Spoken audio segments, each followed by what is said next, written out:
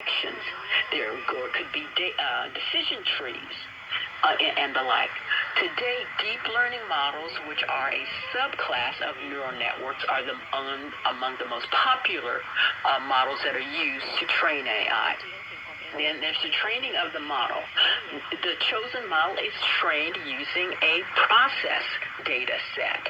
This includes feeding the data into the model and allowing it to adjust to its own internal parameters, like weight of the neural network.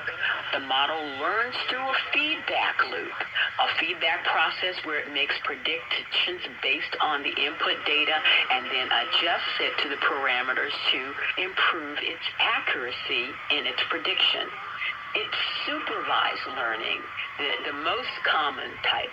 The supervised learning, it involves having a lot of humans involved in this process to help the AI correct its own mistakes. Or it could be unsupervised learning.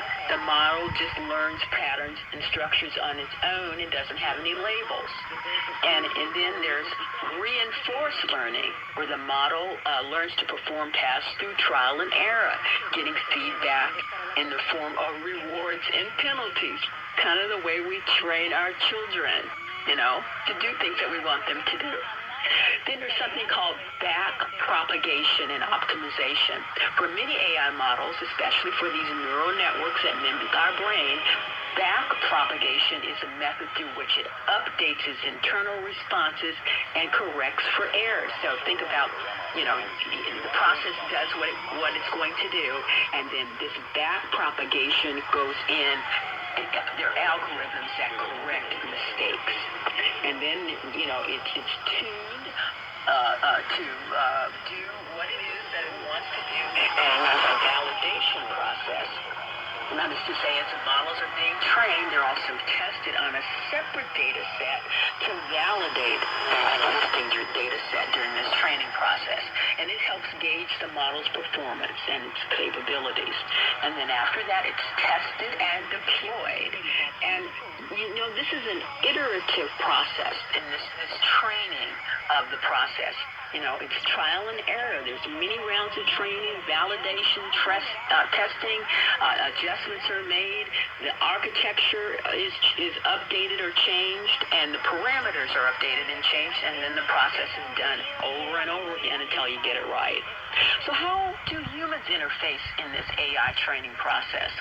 Humans can and must play a critical role in AI training at the various stages, ensuring that the system learns effectively and performs as intended. Here's how a human might be involved in the process, or would be involved in the process. The problem definition. Humans determine the scope and the object of what it is that the AI is going to do. The humans are in charge of collecting the data and preparing it for the feeding into the AI, the data set that are going to be used to train the model. It's also tagged sometimes with the correct answers and incorrect answers. And as I discussed last time, sometimes there's two different neural networks set up, and they battle against each other. I said lawyers last time, but maybe a better example would be gladiators. They just, hopefully the one with the right answer will survive. Then humans are also involved in the model design. And they must also be involved in overseeing the training, evaluating how the training is going.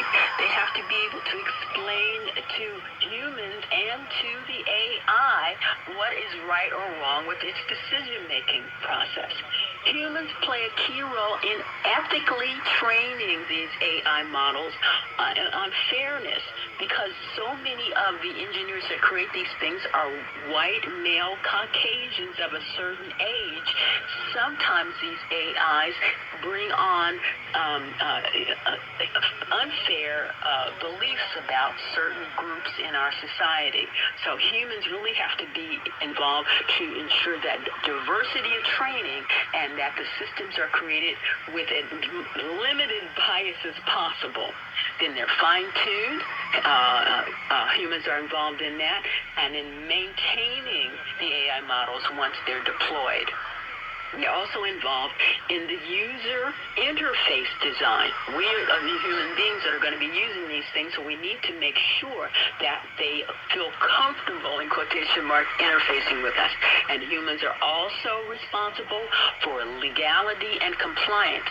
AIs sometimes involve infringement on copyrights and the like, and we have to make sure that the data that's used that's personally identifiable is masked in such a way that it doesn't invade or evade privacy laws. In essence, throughout the life of the AI cycle, the initial conception through the deployment and beyond, humans are intimately involved in guiding the AI, ensuring that they're developed responsibly, aiding in their performance for both users and for our society as a whole.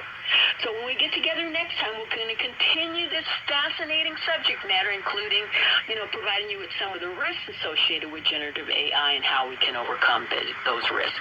But as always, in closing here on Selwyn's Law, we want to stay on the right side of the law, including having an open mind about using generative AI in the legal profession and others, so long as and only if the inputs and outputs from this generative AI are controlled by ethical and wise human beings. So till next time, take care. Bye for now. Thank you for taking the time to listen to Selwyn's Law. Remember, the Law Office of Selwyn Whitehead is a designated debt relief agency under the federal law and provides legal assistance to consumers seeking relief under the Bankruptcy Code. When it comes to your finances and your rights, seek no other than the Law Office of Selwyn Whitehead. Selwyn is your go-to finance attorney, specializing in estate planning, wealth management, bankruptcy, tax, and real estate law. In other words, Selwyn knows her way around the dollar, and your rights are protected by our laws. Protect your money. Know your rights. Partner with Selwyn Whitehead. For immediate assistance, or if you have questions, call 510-633-1276, 510-633-1276, or go to selwynwhitehead.com. The preceding paid program is sponsored by the Law Office of Selwyn Whitehead, who is solely responsible for its content.